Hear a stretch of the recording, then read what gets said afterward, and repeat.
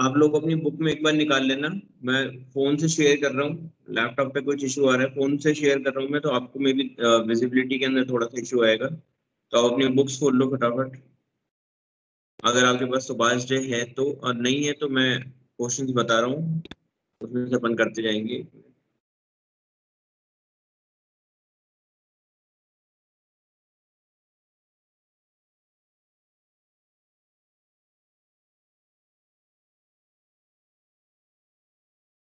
Now, is my screen visible?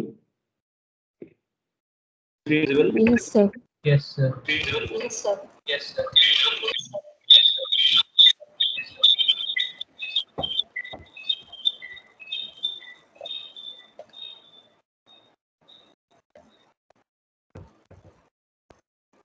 Wait.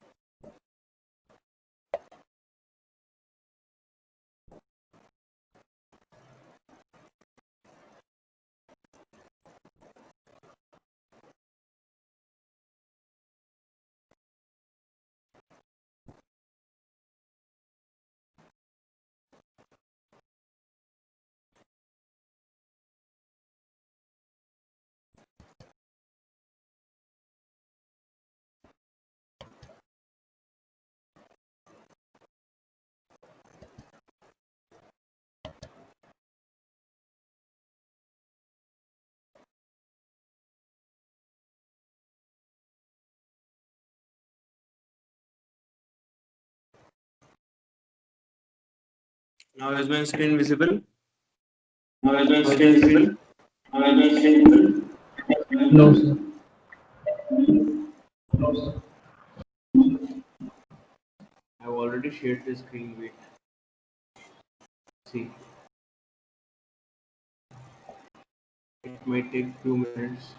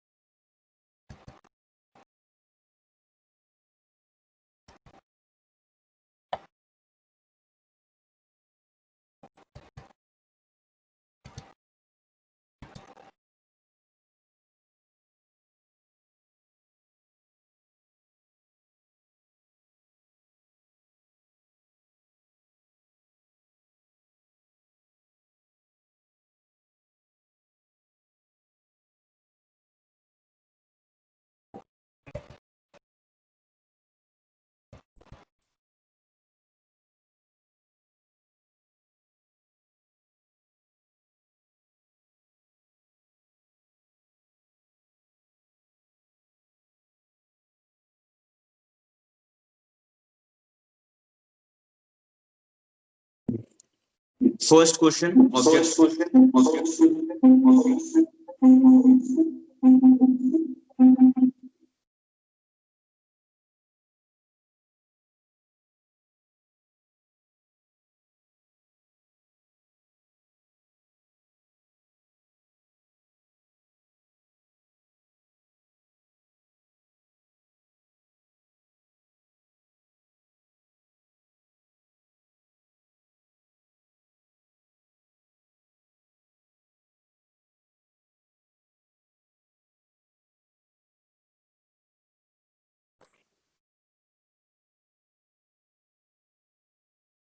first objective type question. Which of the following is not an element of delegation? We have already read about the elements of delegation. Elements of delegations are accountability, authority, and responsibility. So answer will be informal organization. Are you able to hear my voice? Yes, sir. Yes, sir. Second question. It refers to the right to take decision inherent in a managerial position to tell people what to do and expect them expect them to do it, identify the concept. देखो क्या क्या होता है, कौन सा concept है जिसके अंदर अपने को राइट मिल जाता है डिसीजन लेने का, और जो ऑर्डर्स अपन देते हैं वो अपन दूसरों से एक्सपेक्ट करते हैं कि वो ऑर्डर्स आपको फॉलो करेगा. What is the concept? Delegation. Authority. Authority. मेरे को पावर मिल जाती है और मैं एक्सपेक्ट करता हूँ मेरे ऑर्डर्स दूसरा जना फॉलो करेगा, तो दैट इज अथॉरिटी. ठीक है. Then next, it arises from a superior subordinate relationship wherein the subordinate is bound to perform the duty assigned to him by his superior. Identify the concept. Responsibility. इसके ऊपर वाले में क्या था, orders follow करने की पावर मिल रही थी, और यहाँ पे क्या हो रहा है, मेरे को एक ऑब्लिगेशन क्रिएट हो रही है कि मुझे मेरे जो सुपीरियर है उसका बोला हुआ काम कंप्लीट करना ही करना है. तो ये कौन सा कॉन्सेप्ट है? रिस्पॉन्सिबिलिटी. ठीक है. Then next, which of the following is an ideal situation? Authority is always greater than responsibility. Authority should be equals to responsibility, or authority should be less than responsibility. Equals to responsibility. Authority should be always equals to responsibility. Then only subordinate can work in a proper manner. Fifth point, for delegation to be effective, it is essential that responsibility should be accompanied with necessary authority, incentive, manpower, promotion. Authority. For delegation to be effective, Authority. it is authority. It is essential that responsibility should be accompanied with necessary authority. Okay. Then next, decentralization explains the manner in which decision making authority is pushed down. देखो अब, now this type of fill in the blanks will not come in the exam. आपका जो ऐसे जो statement form वाले fill in the blanks होते हैं वो एग्जाम के अंदर नहीं आएंगे. ये बुक के अंदर दे रखे हैं, ठीक है, जस्ट फॉर प्रैक्टिस पर्पस, मगर एग्जाम में इस तरीके के स्टेटमेंट फॉर्म वाले एग्जाम नहीं आएंगे. इसके अंदर देखो ये स्टेटमेंट दे रखा है, decentralisation explains the manner in which decision making authority is pushed down the chain of command. कि जो अपनी एक अथॉरिटी की चेन होती है, जो मतलब जो लाइन कम्युनिकेशन की चेन होती है, उस चेन के अंदर मतलब उस चेन के थ्रू पास होता है डिसेंट्रलाइजेशन. तो इस तरीके का नहीं आएगा. आपके जो वन वर्ड्स होते हैं उस टाइप के फिल इन द ब्लैंक्स आएंगे आपके एग्जाम में. Then next, when decision taken by the lower level are numerous as well as important, an organization is greatly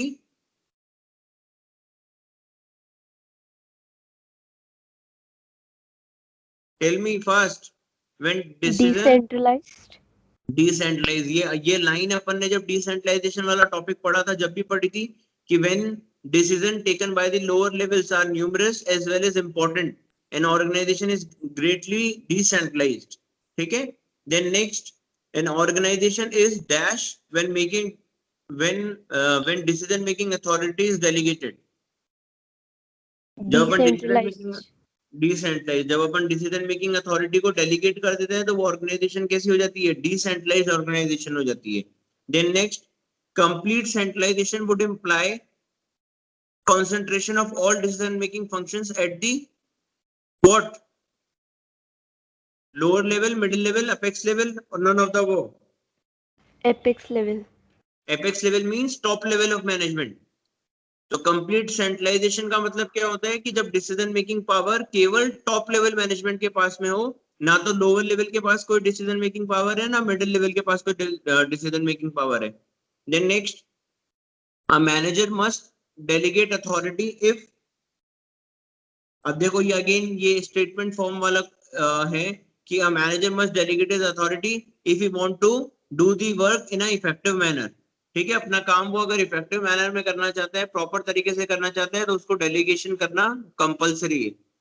इस टाइप के आपके फिल इन द ब्लैंक्स नहीं आएंगे. Then next, dash refers to the downward transfer of authority from a superior to subordinate. Dash refers to the downward transfer of authority from a superior to a subordinate. Authority. Delegation. Delegation. ठीक है.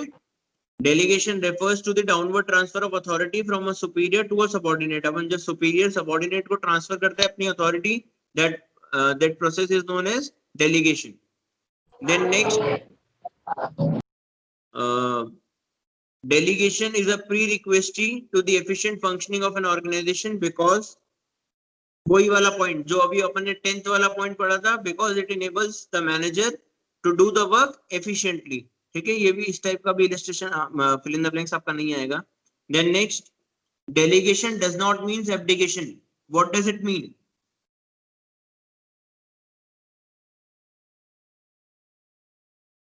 Delegation does not, ये one line answer है. One line answer के अंदर ये इस तरीके को क्वेश्चन आ सकता है और ये वाला क्वेश्चन 3 मार्क्स और 4 मार्क्स में भी आ सकता है. सेम यही क्वेश्चन इतना सा लिखा हुआ और ये 3 मार्क्स 4 मार्क्स के अंदर भी आ सकता है ये वाला question.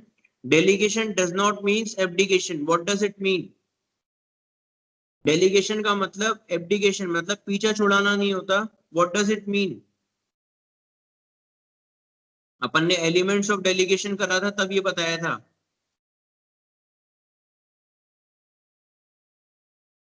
Delegation does not mean abdication. अपन ने जब अकाउंटेबिलिटी वाला एलिमेंट करा था, एलिमेंट्स अपन ने करे थे 3 एलिमेंट्स करे थे अपन ने, अथॉरिटी, रिस्पॉन्सिबिलिटी एंड अकाउंटेबिलिटी. तो अकाउंटेबिलिटी वाले के अंदर क्या था, क्या मेरी डेलीगेशन होने से मैं सिर्फ अथॉरिटी को ट्रांसफर करता हूँ नीचे, मेरी कुछ रिस्पॉन्सिबिलिटी भी नीचे के सबऑर्डिनेट के पास ट्रांसफर हो जाती है, but my accountability can not be delegated. तो अकाउंटेबिलिटी वाले पॉइंट के अंदर ये लाइन आई थी कि delegation does not means abdication. That means that मैं डेलीगेट करने, मैंने मेरा काम अगर डेलीगेट कर दिया मेरे सबऑर्डिनेट को, दैट डजंट मीन कि मैं उस काम से बच गया, मैं उसकी रिस्पॉन्सिबिलिटी से बच गया, मैं उसकी अकाउंटेबिलिटी से बच गया. उस काम के लिए होल एंड सोल रिस्पॉन्सिबल कौन होगा? मैं ही होऊंगा. उस काम के लिए होल एंड सोल अकाउंटेबल कौन होगा? केवल मैं होऊंगा. तो मैं केवल मेरे अथॉरिटी को डेलीगेट कर सकता हूं मगर मेरी अकाउंटेबिलिटी को कभी भी डेलीगेट नहीं कर सकता. तो ये क्वेश्चन को मैं 3 मार्क्स में भी दे सकता हूं, 4 मार्क्स में भी दे सकता हूं, क्योंकि इस क्वेश्चन पे अपन कितने मार्क्स अलॉटेड है उसके अकॉर्डिंग काम होगा. जैसे अगर ये क्वेश्चन 1 मार्क्स में आ रहा है तो what does it means? That it means that accountability can not be delegated. बस इतना सा एक लाइन लिखी, answer full.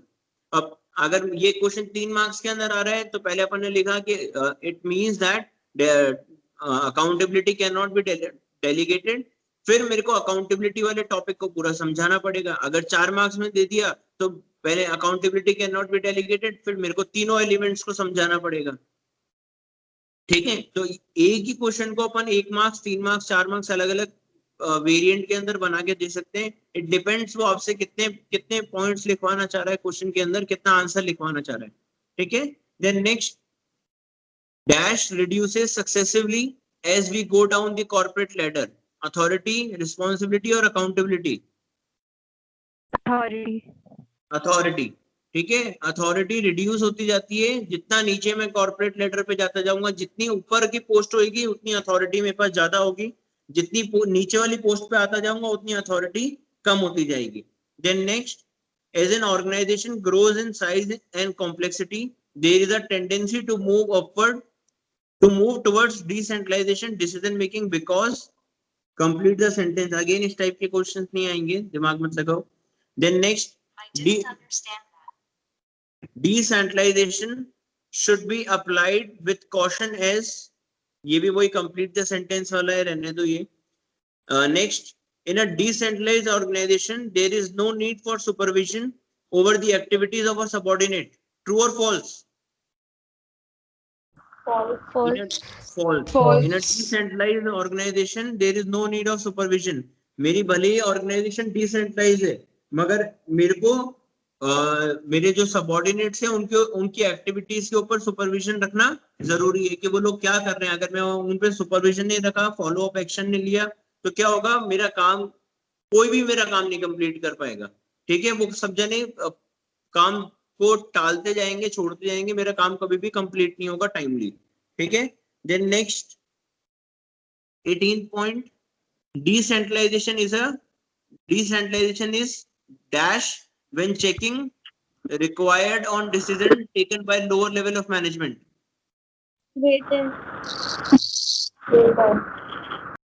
Decentralization is greatest when checking required on decision taken by lower level of management is least.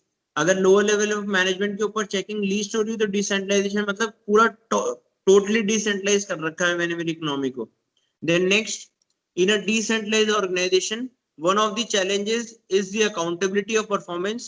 In response to this challenge, better control system are being evolved by the corporate enterprises. Name any two such control system. देखो अब ये point अपन ने जब पढ़ा था ये point नहीं आया था. मैं आपको समझा देता हूँ ये क्या चीज होती है. ये आपके एग्जाम पॉइंट ऑफ व्यू से इतना इंपॉर्टेंट नहीं है, ये सिर्फ आपके जनरल नॉलेज के लिए ठीक है.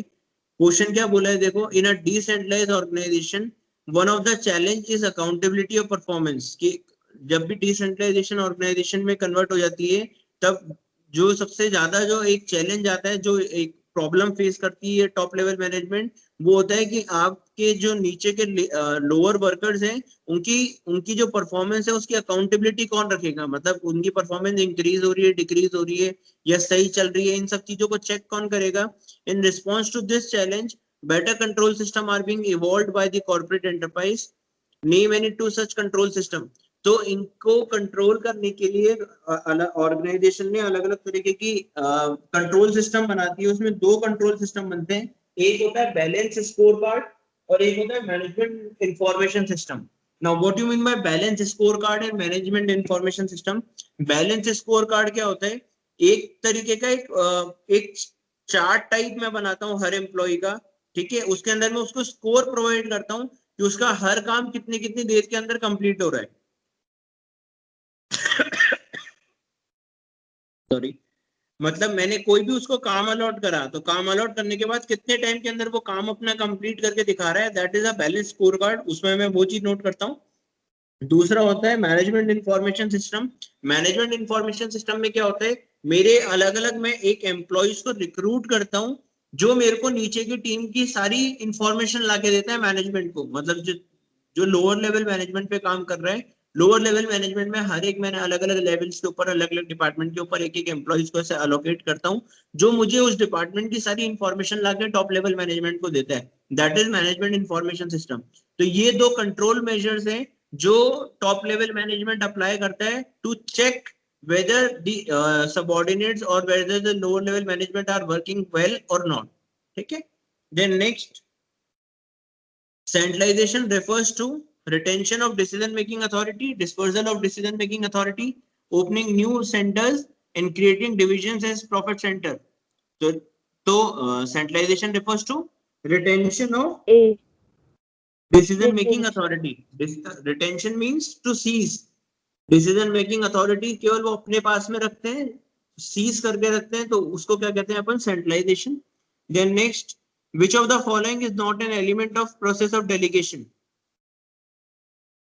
Which of the following is not an element of a process of delegation. Creation of an obligation, freedom from responsibility, assignment of duties and granting of authority. नाम से समझ में आ रहा है असाइनमेंट ऑफ ड्यूटीज. बेटा नहीं, फ्रीडम फ्रॉम रिस्पॉन्सिबिलिटी. मेरी elements क्या होते हैं डेलीगेशन के, तीन एलिमेंट होते हैं, accountability, responsibility and authority. Accountability, responsibility and authority. और इसमें क्या बोल रहा है, फ्रीडम फ्रॉम रिस्पॉन्सिबिलिटी. तो मेरे को रिस्पॉन्सिबिलिटी से फ्रीडम नहीं मिलता, तो this is not an element of delegation. Creation of an obligation मतलब रिस्पॉन्सिबिलिटी, मैंने ऑब्लिगेशन क्रिएट कर दी मतलब मैंने रिस्पॉन्सिबिलिटी क्रिएट कर दी. Granting of authority and assignment of duties मतलब अकाउंटेबिलिटी क्रिएट करना. ठीक है, तो freedom from responsibility is the answer. Then next, a manager has kept all right of decision making with himself. Each and every employee has to come to him for orders.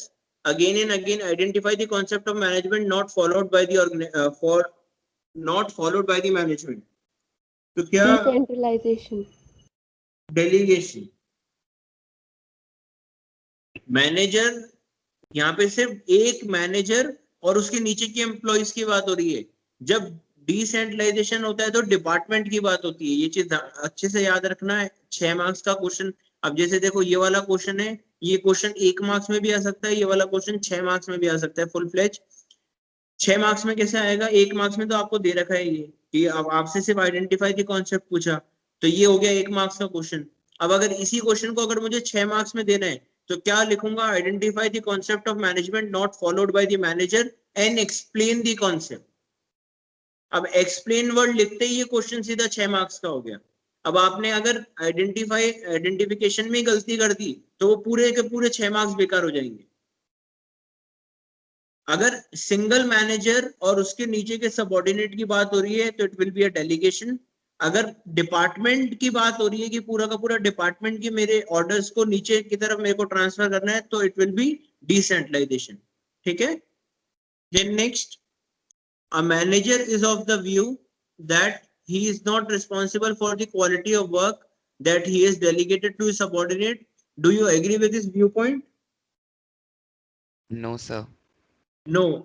और reason क्या आएगा इसका? Sir, delegation does not mean abdication. Very good. Delegation does not means abdication.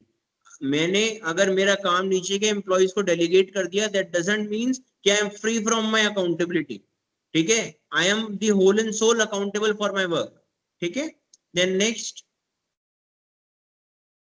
name the concept of management which helps a manager to extend his area of operation, as without it his activities would be restricted to only what he himself can do. Delegation, ये अपन ने इसकी definition पढ़ी थी delegation की, कि this is the definition of delegation. Then next, it determines the superior subordinate relationship wherein the superior communicates his decision to the subordinate expecting compliances from him. Identify the concept. Authority. जब अपन अपने नीचे junior के ऊपर कोई order place करते हैं और अपन expect करते हैं कि वो मेरा काम कंप्लीट करके देगा, तो that will be a point of authority. ठीक है।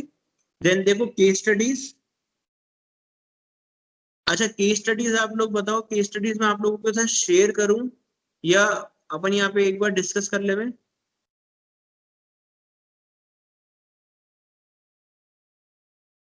आप लोगों में से कितनों के पास में है बुक? सुभाष डे कितनों के पास में है majorly?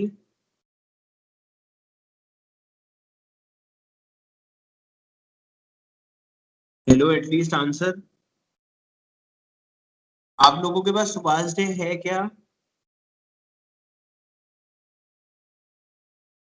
Hello. No, Yes. sir. Subhash day कितनों के पास में है सुभाष डे?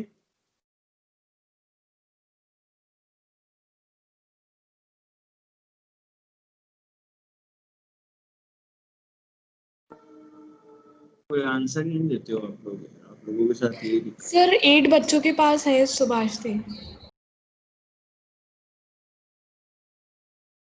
आप लोगों ने रीजन कराएगा एक बार रुको।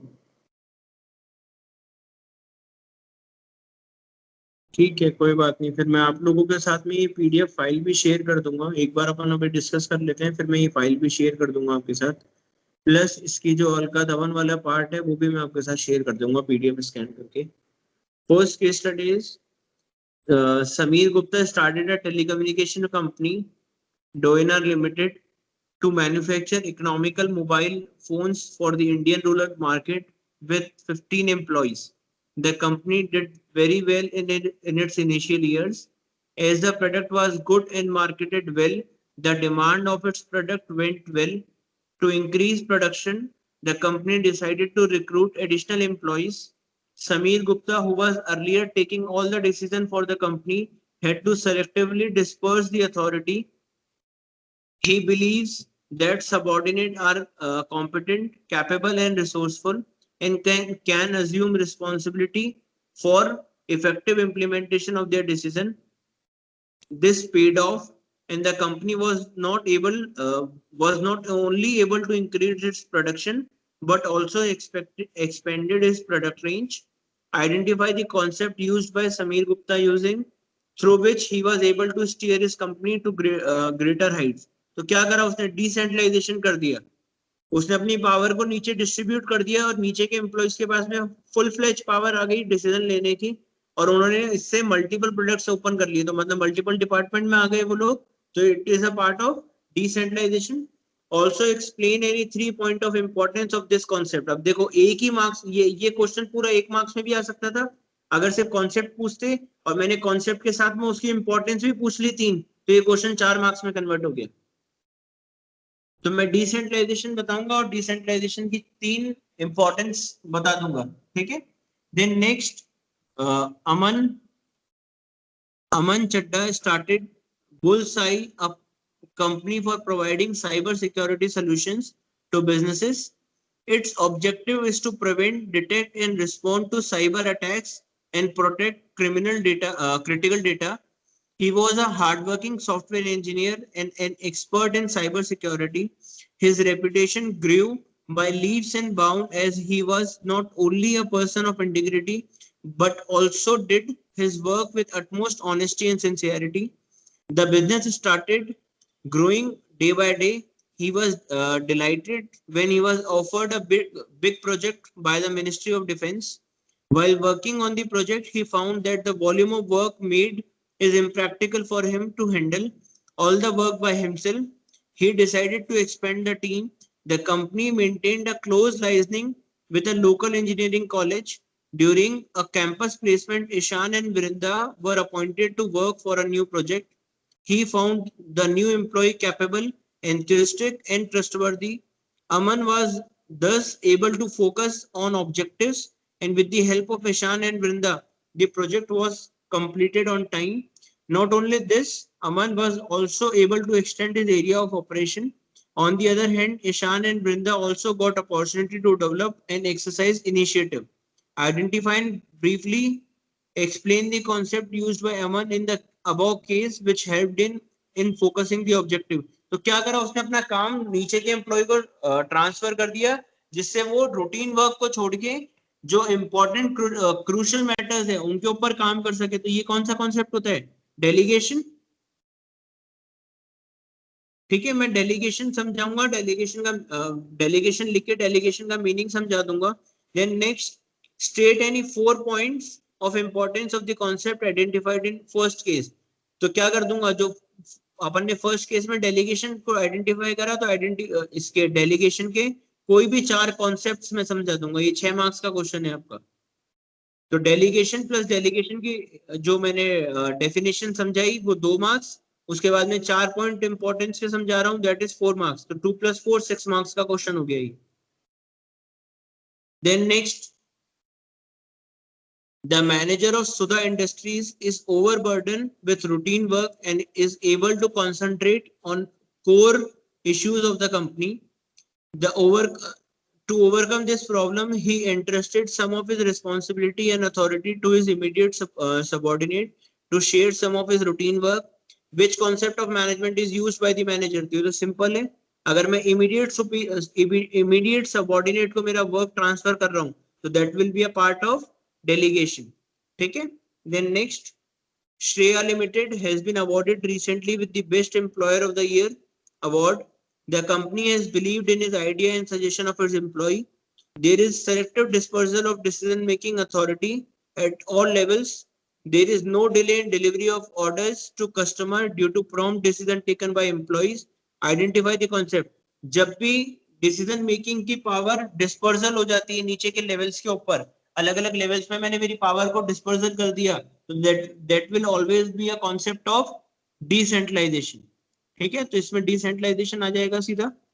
Then next, a company X Limited manufacturing cosmetics which has enjoyed a preeminent position in business has grown in size. Its business was very good till 1991, but after that new liberalized environment has been seen, entry of many MNCs in the sector. With the result, the market share of X Limited has declined. The company had followed a very centralized business model with directors and divisional head making even minor decisions. Before 1991, this business model had served the company very well as consumer had no choice. But now the company is under pressure to reform. What organizational structure should the company bring about in order to retain its market share?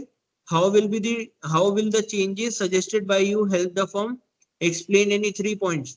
तो क्या था कि 1991 के पहले ये company ने क्या कर रखा था, कंपनी कॉस्मेटिक की कंपनी थी और बहुत अच्छी चल रही थी, और ये लोग सेंट्रलाइज सिस्टम फॉलो कर रहे थे जहाँ पे सारे डिसीजन टॉप लेवल मैनेजमेंट ले रहा था। मगर 1991 के बाद में जो लिबरलाइजेशन पॉलिसी आई, तो सारी मल्टीपल एमएनसीज इंडिया के अंदर आ गई, और अब कस्टमर के पास में चॉइस हो गई। पहले कस्टमर के पास में चॉइस नहीं थी, तो अब डिसीजन मेकिंग पावर लेट होने की वजह से धीरे धीरे क्या हो रहा है, इनके कस्टमर टूटते जा रहे हैं। तो इनकी कंपनी को अपनी सेल अगर वापस इंक्रीज करनी है तो इनको क्या करना चाहिए, कौन सा कॉन्सेप्ट फॉलो करना चाहिए? Answer me fast. They should go for decentralisation. अभी सारी डिसीजन मेकिंग पावर उन्होंने टॉप लेवल मैनेजमेंट पे दे रखी है, तो क्या हो रहा है, डिसीजन लेने में टाइम लग रहा है। फिर then if they move it to decentralisation, तो जो लोअर लेवल मैनेजमेंट है, लोअर लेवल मैनेजमेंट के ऊपर डिसीजन फटाफट क्विकली हो जाएंगे, कस्टमर्स के पास उनके ऑर्डर्स फटाफट पहुंच पाएंगे, उनके ग्रीवेंसेस फटाफट सॉल्व हो पाएंगे। तो क्या होगा, उनके कस्टमर का जो ट्रस्ट है वो धीरे धीरे वापस इंक्रीज हो जाएगा, तो उनका जो मार्केट शेयर जो कम होता जा रहा है वो वापस सही हो जाएगा, बैक टू नॉर्मल पोजीशन पर आ जाएगा। They should follow the concept of decentralisation. तो मैं पहले कॉन्सेप्ट लिखूंगा, देन उसकी इंपॉर्टेंस समझाऊंगा, ठीक है, कि डिसेंट्रलाइजेशन रखने से क्या होता है। लास्ट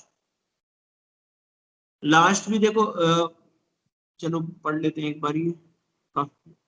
मैं आपको ये फाइल शेयर कर देता हूँ, काफी लंबा सारा ये है, आपको फाइल ही शेयर कर देता हूँ, ठीक है। मैं अभी आपको ये एक बार 12 बजे क्लास खत्म हो जाए, 12 बजे क्लास खत्म होने के बाद में अलका धवन का जो इसका ऑर्गेनाइजिंग चैप्टर के जितने भी केस स्टडीज हैं उन सबकी पूरी फाइल पीडीएफ बना के मैं अपने 12th वाले ग्रुप पे और 12th दोनों के ग्रुप के ऊपर मैं शेयर कर दूंगा।